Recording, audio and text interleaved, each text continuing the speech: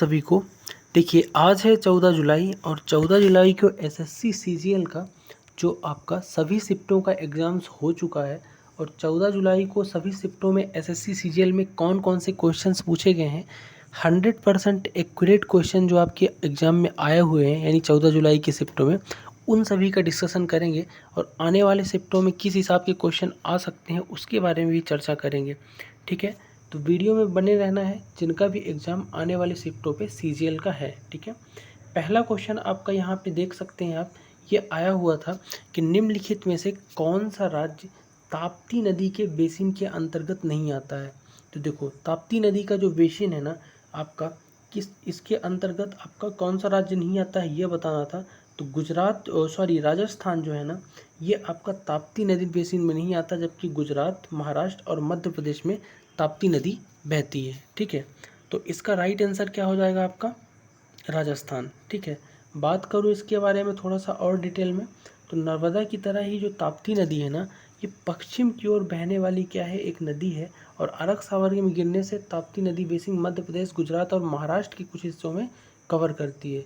ठीक है, और ताप्ती नदी जो है आपकी मध्य भारत की एक नदी है जो नर्मदा नदी के दक्षिण में स्थित है और ये जो है आपकी कहाँ गिरती है, अरब सागर में। ठीक है, जिसको आप खंभात की खाड़ी के नाम से जानते हैं। और नर्मदा और ताप्ती ऐसी नदियां हैं जो पूर्व से पश्चिम की ओर बहती हैं और डेल्टा न बना के क्या बनाती हैं, एस्चुरी बनाती हैं। ये भी आपको चीज़ें याद रखनी है। अगला क्वेश्चन जो आज आया था क्या था, इसको हिंदी में समझ लेते हैं कि ये क्वेश्चन था कि टेरिडोफाइटा जो है ना इसमें क्या नहीं होता है। तो याद रखिएगा टेरिडोफाइटा में आपके फूल नहीं लगते। क्या नहीं लगते, तो इसका राइट आंसर हो जाएगा फ्लावर। फ्लावर टेरिडोफाइटा में नहीं लगते हैं, पर इनमें वास्तविक क्या होती हैं, जड़ें होती हैं और अधिकांश पौधों में सुविकसित पत्तियां होती हैं और इनके ऊतक जो है ना मांस के ऊतकों से अधिक विकसित होते हैं। तो ये चीज़ें याद रखनी है आपको कि इसमें फूल नहीं लगते टेरिडोफाइटा में। नेक्स्ट क्वेश्चन आपका था कि भरतनाट्यम किस रिलेटेड है। तो भरतनाट्यम मतलब किस तरह के, मतलब रिलीजन से रिलेटेड था या फिर इस तरह का क्वेश्चन था। तो भरतनाट्यम एक प्रकार का शैव धर्म से संबंधित है, यानी जिसमें शिव की पूजा होती है, शैविज्म। तो शैव इसका राइट आंसर हो जाएगा। बात करूँ डिटेल में तो भरतनाट्यम जो है ना 2000 साल पुराना भारतीय नृत्य है और ये भगवान ब्रह्मा ने भरतनाट्यम को एक महान ऋषि भरत को दिया था, जिन्होंने एक संस्कृत ग्रंथ नाट्यशास्त्र में पवित्र नृत्य को संहिताबद्ध किया था, जिसी को अपन भरतनाट्यम के नाम से जानते हैं और ये तमिलनाडु का क्या है, एक शास्त्रीय नृत्य है। ठीक है, अगला क्वेश्चन आपका जो था कि 2022 का जो AEC women Asian cup host किसने किया है, ये क्वेश्चन आया था। तो होस्ट करने वाली कंट्री तो इंडिया थी, लेकिन चैंपियन इसमें विजेता चाइना रहा है और उप विजेता साउथ कोरिया रहा है। तो ये चीज़ें आपको याद रखनी है। अगले क्वेश्चन की बात करेंगे कि केमिस्ट्री में 1901 में जब नोबेल पुरस्कार शुरू हुआ था सबसे पहले किसे मिला था, ये क्वेश्चन आया था। तो केमिस्ट्री में रसायन विज्ञान में पहला नोबेल पुरस्कार 1901 में नीदरलैंड के जैकब्स हेनरिच को मिला था। ठीक है, इनका पूरा नाम क्या था, जैकब्स हेनरिच वानट हाफ। ठीक है, तो इन्हें मिला था आपका। तो केवल आपको जैकब इनका याद रखना है, जैकब हेनरिच। ठीक है, अगला क्वेश्चन जो आपका था कि नागरिकता से संबंधित अनुच्छेद कौन सा है। तो आर्टिकल 5 से लेके 11 तक नागरिकता से संबंधित संविधान के भाग 2 में वर्णन है। तो ये आपका राइट आंसर हो जाएगा। नेक्स्ट है कि झेलम नदी का पुराना नाम क्या था। तो झेलम नदी का पुराना नाम था बितस्ता। क्या नाम था, बितस्ता नदी। अगला क्वेश्चन जो आपका आया था कि मृणालिनी साराभाई का संबंध किससे है। तो मृणालिनी साराभाई जो है ना एक भरतनाट्यम की क्या है, नर्तकी हैं। बात करूँ डिटेल में तो मृणालिनी साराभाई एक भारतीय शास्त्रीय नृत्यांगना और कोरियोग्राफर थी और उन्हें प्रसिद्ध वैज्ञानिक जो थे विक्रम साराभाई, इनसे शादी की थी। ठीक है, इन्होंने। और मृणालिनी साराभाई जो है पद्मश्री 1965 में इन्हें मिला है और पद्म भूषण 1992 में प्राप्त कर चुकी हैं।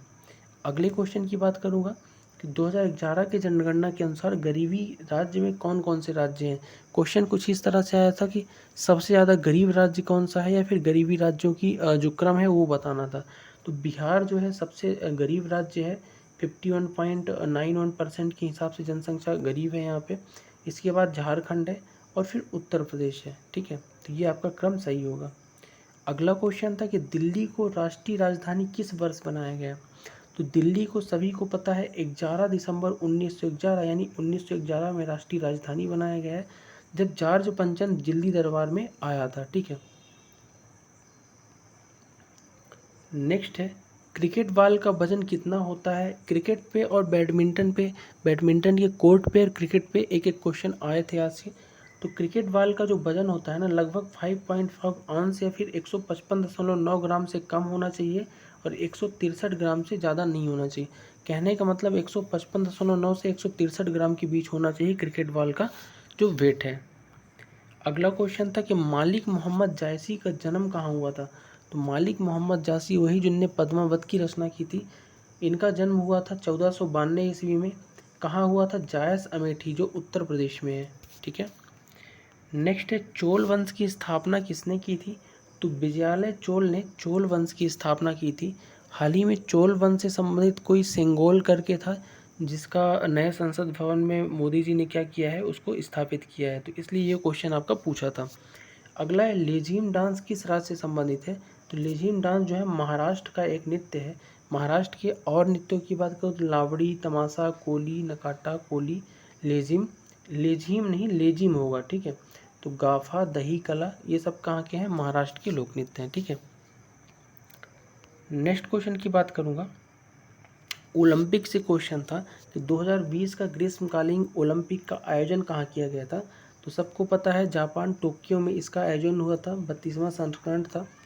और इसकी आदर्श विभाग की बात करूँ तो भावना से संयुक्त इवेंट था ये आपका, यानी कि यूनाइटेड बाय इमोशन, जिसमें 33 खेल हुए थे 50 विषयों पर। बात करूँ ध्वजवाहक कौन थे अपने भारत से, तो मैरी कॉम और पुरुष हॉकी टीम के कप्तान मनप्रीत सिंह उद्घाटन समारोह के ध्वजवाहक थे, जबकि समापन समारोह में बजरंग पूनिया।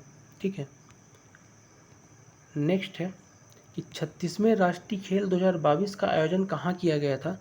तो 36वें राष्ट्रीय खेल 2022 का आयोजन गुजरात में हुआ था और गुजरात के 6 शहर हैं। कौन कौन से? अहमदाबाद, गांधीनगर, सूरत, बड़ौदा, राजकोट और भावनगर। तो यहाँ पे इसका आयोजन हुआ था नेशनल गेम्स का।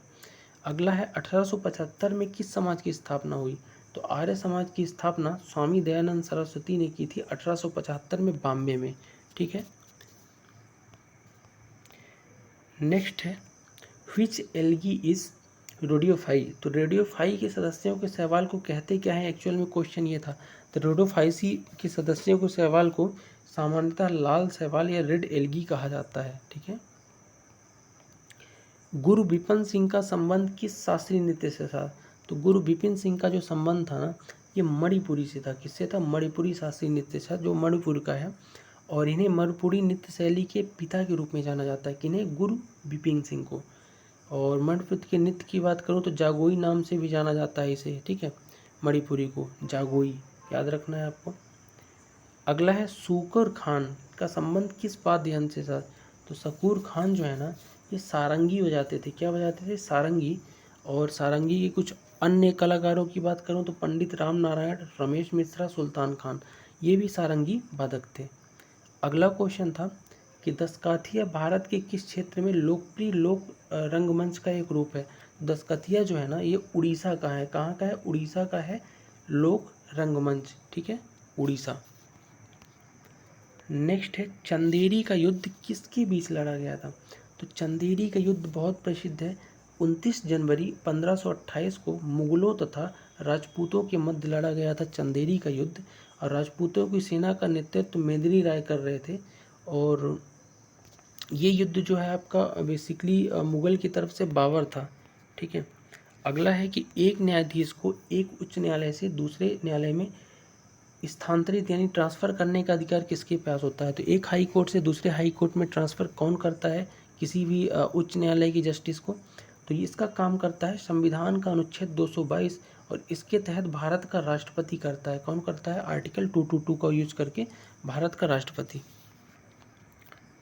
नेक्स्ट क्वेश्चन है कि कंचनजंगा पर्वत निम्नलिखित में से किस श्रेणी में स्थित है। तो कंचनजंगा जो पर्वत है ना, हिमालय पर्वत श्रृंखला का हिस्सा है, जो सिक्किम नेपाल हिमालय पे है। कहाँ है? सिक्किम नेपाल हिमालय पे।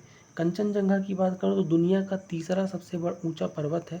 ऊंचाई इसकी है 28,129 फीट, या फिर आप मीटर में कहोगे तो 8,586 मीटर। ठीक है, अगला है अंतर्राष्ट्रीय बालिका दिवस कब मनाया जाता है? तो 11 अक्टूबर को 2012 से हर साल इंटरनेशनल गर्ल्स चाइल्ड डे मनाया जा रहा है। ठीक है, 11 अक्टूबर। नेक्स्ट क्वेश्चन देखेंगे कि आवर्त सारणी में समूह 17 के तत्वों की संयोजकता कितनी होती है? तो समूह 17 के तत्वों को आप हैलोजन ग्रुप के नाम से जानते हैं और इनकी जो संयोजकता होती है, चूँकि समूह 17 के तत्व में 7 संयोजकता इलेक्ट्रॉन होते हैं और अष्टक को पूर्ण बनाने के लिए 1 इलेक्ट्रॉन स्वीकार कर सकते हैं, क्योंकि अष्टक यानी 8 आपको होना चाहिए, तो 7 तो होते हैं। तो सीधी सी बात है कि 1 इलेक्ट्रॉन अगर संयोग करेंगे तो उनकी जो बैलेंसी है क्या है, 1 है, क्योंकि एक ही तो लेंगे तो संयोजकता 1 हो जाएगी। नेक्स्ट और आज का लास्ट क्वेश्चन देखेंगे, जितने भी हमको मिल पाए हैं। 2021 के विश्व में भारत की रैंक हॉकी में खेल में कितनी थी?